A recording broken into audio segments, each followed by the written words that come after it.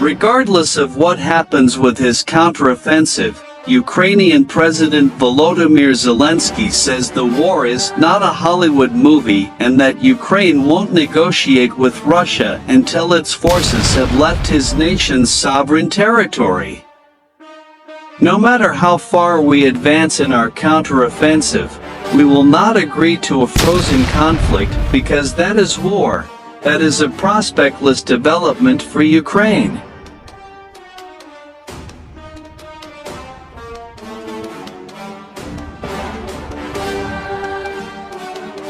A map of Kiev's counteroffensive has shown its troops advancing in 3 directions, although Ukrainian President Volodymyr Zelensky has admitted that progress in its push was slower than desired.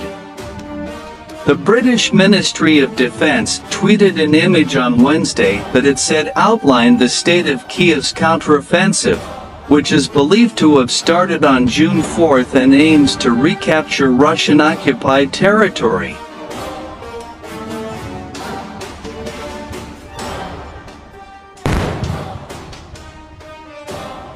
Amid operational secrecy from Kiev, the MOD said that there were likely Ukrainian advances towards Bakhmut and Volhyder in Donetsk Oblast and Orikhiv in Zaporizhia Oblast.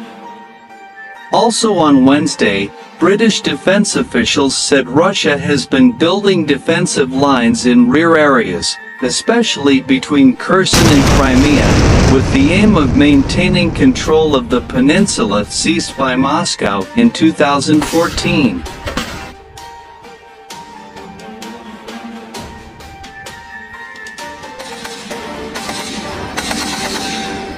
Ukraine has said it has reclaimed 8 villages in the Zaporizhia and Donetsk regions, but Zelensky told the BBC that slowing down his forces' push for 77,000 square miles of Ukrainian territory that had been mined by Russian forces.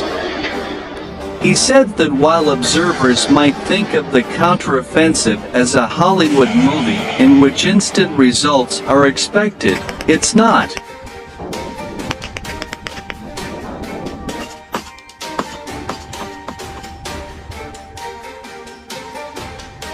Marina Myron, a postdoctoral researcher in the Department of War Studies at King's College London, said Ukraine cannot rush into the counteroffensive because it cannot match Russia's ground-based air defenses and air power. Whatever some might want, including attempts to pressure us, we will advance on the battlefield the way we deem best, he said.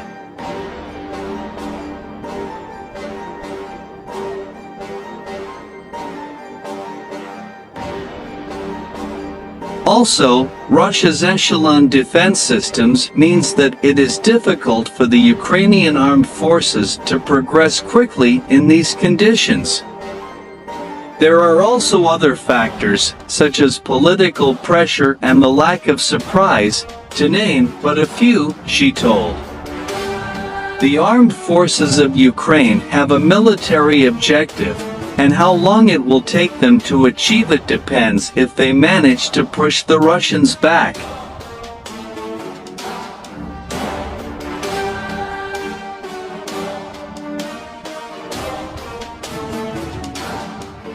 Zelensky's deputy defense minister, Hanna Maliar, said on Monday that Russia had committed a lot of manpower, which made advances difficult. However, she said that Ukrainian forces are yet to start the main phase of the counteroffensive and that their operations are not only focused on liberating territory.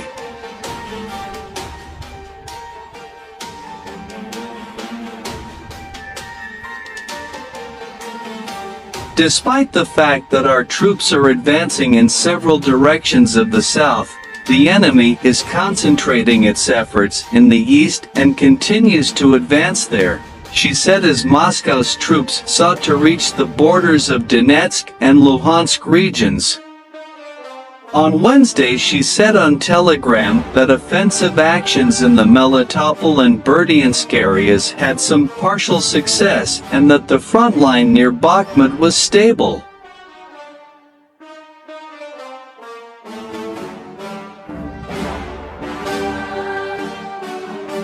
Whatever some might want, including attempts to pressure us, with all due respect, we will advance on the battlefield the way we deem best, Zelensky told BBC. Ukrainian forces have made most of its progress in the southern section of the roughly 200-mile front that runs from northern Donetsk Oblast to central Zaporizhzhia Oblast, Kiev's deputy defense minister said Wednesday.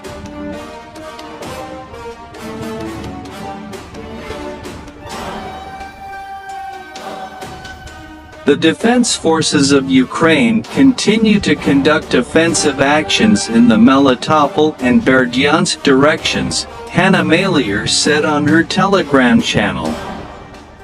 During the past day, they had partial success. They consolidated at the achieved boundaries and leveled the front line. In the east, our defenders continue to restrain the large-scale offensive of Russian troops in the Lyman and Bakhmut directions, she said.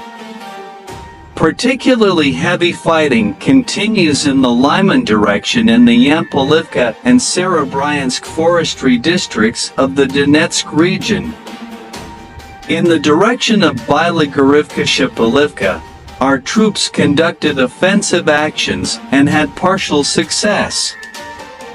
Now they are fixed at the achieved boundaries.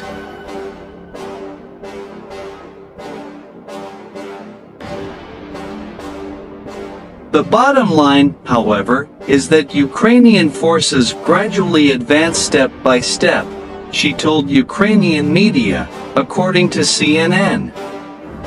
So one can say we are gnawing our way meter by meter.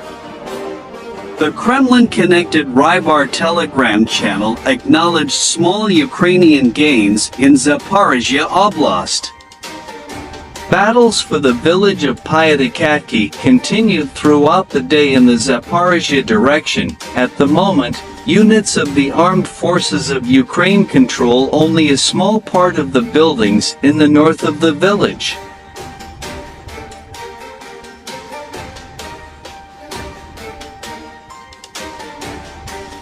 Pyatikatki, he said, is controlled by Ukrainian forces, as is the northern part of Robotyne.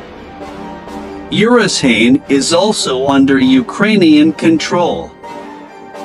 Big parts have been given up by Russian forces. One day we will wake up and find out Crimea is given away.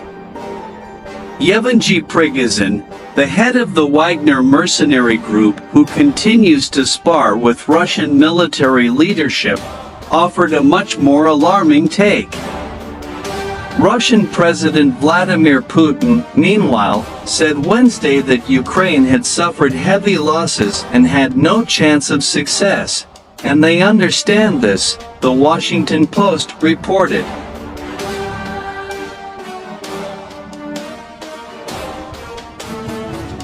But he said Kiev had not yet exhausted its offensive potential. So much of this is shrouded, of course, in the fog of war. We will continue to keep an eye on developments and report back to you with as much detail as we can gather. Before we head into the latest from Ukraine, readers can catch up on our previous rolling coverage here.